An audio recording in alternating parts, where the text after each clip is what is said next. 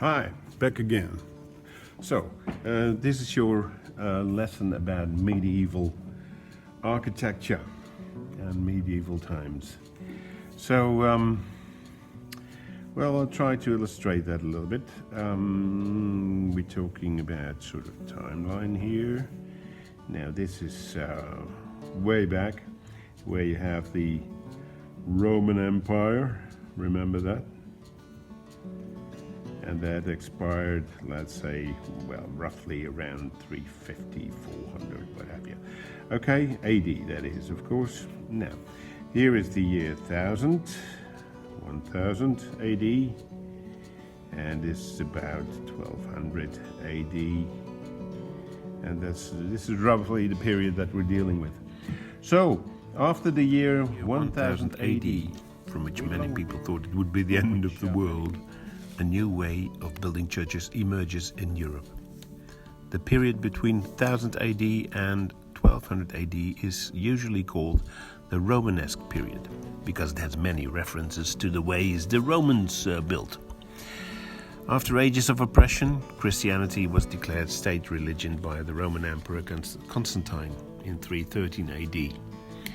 Suddenly, Christians were allowed to gather in large numbers, and the only type of building that was suitable for that was the Roman basilica. Roman temples were too small and only accessible for priests. The basilica, however, was big enough inside to contain a large number of people.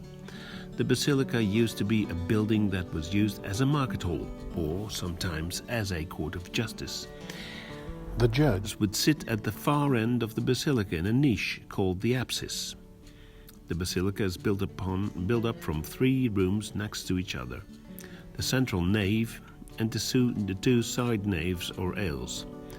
The central room, the nave, was built higher to let the light get in through the windows high up in the walls.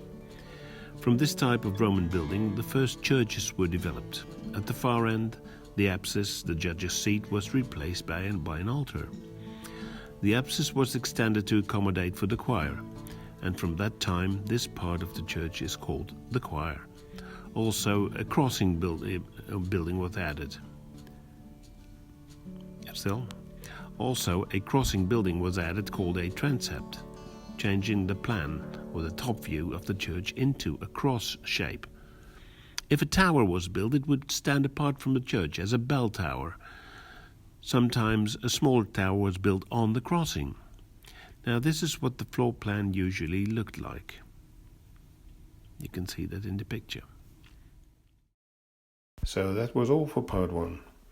Thanks for watching, thanks for listening. There's more to come shortly. Bye-bye.